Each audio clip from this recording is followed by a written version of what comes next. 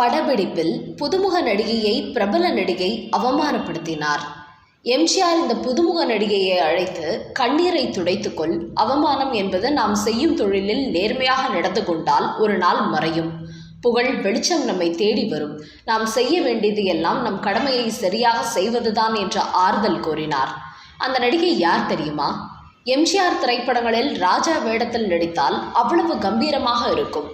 வாள் சண்டை பயிற்சி மட்டுமல்ல, குதிரை ஓட்டுவதையும் கூட ராஜா தேசிங்க படத்தில் அற்புதமாக செய்திருப்பார் எம்ஜிஆர். ஆனால் இவர் நாயகனாக நடித்த 1950 காலகட்டத்தில் குதிரை மீது ஏற தயக்கம் காட்டினார். அது ஏன்?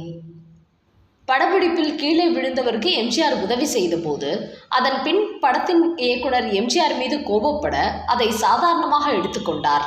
அது என்ன படம் தெரியுமா? தன் முழுக்கை சட்டையில் 100 ரூபாய் நோட்டை மடித்து எப்போதும் வைத்துக்கொண்டே இருப்பார் எம்ஜிஆர். அது ஏன் தெரியுமா? இப்படி பல கேள்விகளுக்கு சுவாரஸ்யமான தகவல்களுடன் இந்த வீடியோவில் இருக்கிறது. வாங்க பார்க்கலாம். தன்னை அறியாதவருக்கும் உதவி தேவைப்படுபவர்களுக்கும் தேடி போய் உதவி செய்பவர் எம்ஜிஆர். மனிதநேயம் என்றால் எம்ஜிஆர், எம்ஜிஆர் என்றால் மனிதநேயம். சாதி மதங்களை கடந்து முகம் தெரியாத மனிதர்களுக்கு பிரதிபலன் பாராது செய்யும் உதவிதான் மனிதநேயம். அப்படி வாழ்ந்த புரட்சி தலைவர் மனிதநேயத்தின் மனித அவதாரமாக கலியுக வள்ளலாக வாழ்ந்தார் என்பதற்கு உதாரணமாக ஒரு சில சம்பவங்களை மட்டும் இதில் பார்க்கலாம். 1950 குமாரி என்கிற படத்தில் எம்ஜிஆர் நடித்து கொண்டிருந்தார். அந்த காலத்தில் பெரிய வசதி இல்லாதவராக இருந்தார் எம்ஜிஆர். ஆனால் மனதளவில் வள்ளல் குணம் படைத்தவராக இருந்தார். எப்போதும் ஒரு 100 ரூபாய் நோட்டை தன் முழுக்கை சட்டையில் சுருட்டி வைத்திருப்பார். இது எதற்காக தெரியுமா? சக தொழிலாளர்கள் யாராவது திடீரென கஷ்டம் என கேட்டுவிட்டால் அவர்களுக்கு கொடுத்து உதவுவதற்காகவே அந்த 100 ரூபாய் நோட்டை எப்போதும் கையில் வைத்து கொண்டிருப்பார். ஒரு நாள் ஒரு படப்பிடிப்பில் லைட்மேன் ஒருவர் தவறி விழுந்து விட்டார்.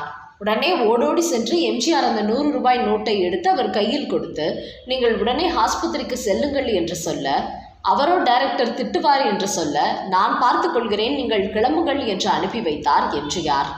அதன் பிறகு டைரக்டருக்கும் எம்ஜிஆருக்கும் நடந்த பிரச்சனைகள் வேறு. அந்த மனிதநேயம்தான் எம்ஜிஆர். குமாரி திரைப்படத்தில் குதிரை சவாரி செய்கிற காட்சியில் நிறையவே இருந்தது. பல்வேறு சூழ்நிலைகளில் தனது வீர தீர செயல்களை காட்டி வீர வித்தைகளை புரிந்தவர் எம்ஜிஆர். இந்த படத்தில் பெரும்பாலும் குதிரையில் ஏறுவதை தவிர்த்து நடித்து வந்தார்.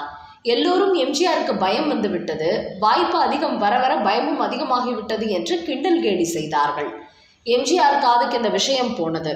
ஆனாலும் அதை பற்றி கவலைப்படாமல் இயக்குனரிடம் குதிரையில் சவாரி செய்வது போன்ற காட்சிகளை மட்டும் கொஞ்சம் தவிர்த்து விடுங்கள் என்று கேட்டார். ஆனால் இயக்குனரோ, இந்த படத்தில் நீ நாயகன், குதிரையில் செல்லும் இளவரசியை நீ காப்பாற்றி ஆக வேண்டும். இப்போது குதிரையில் ஏற முடியாது என்று சொன்னால் என்ன செய்வது? அதனால் நடித்தே ஆக வேண்டும் என்று சொன்னார். படத்தின் கதை இதுதான்.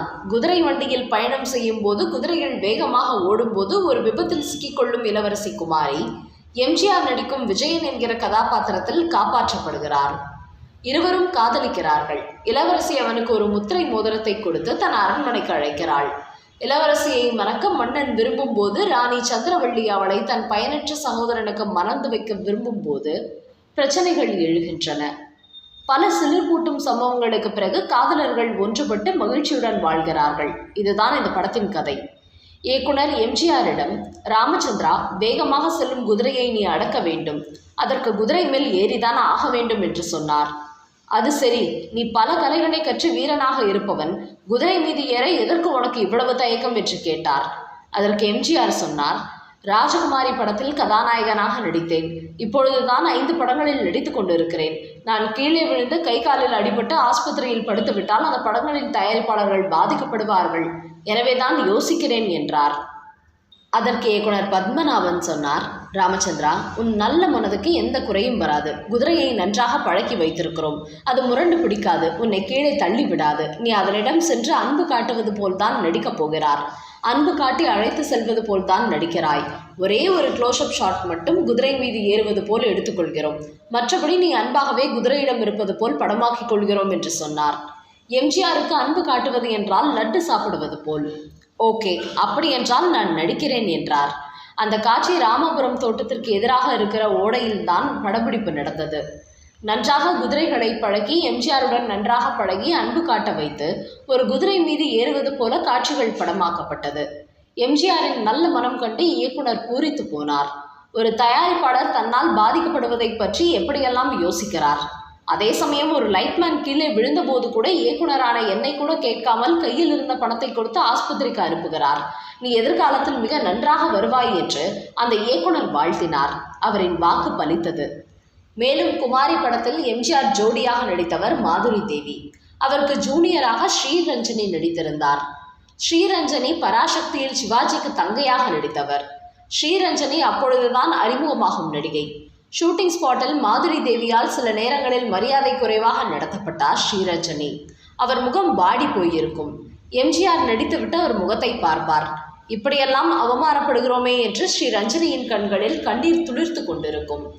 எம்ஜிஆர் அதுபோல பல படங்களில் அவமானப்படுத்தப்பட்டவர் தான். அதனால் ஒரு நாள் ஸ்ரீரஞ்சனியை அழைத்து, இதோ பார் ரஞ்சனி, உன் எண்ணம் எனக்கு புரிகிறது. இதெல்லாம் கொஞ்ச காலம்தான்.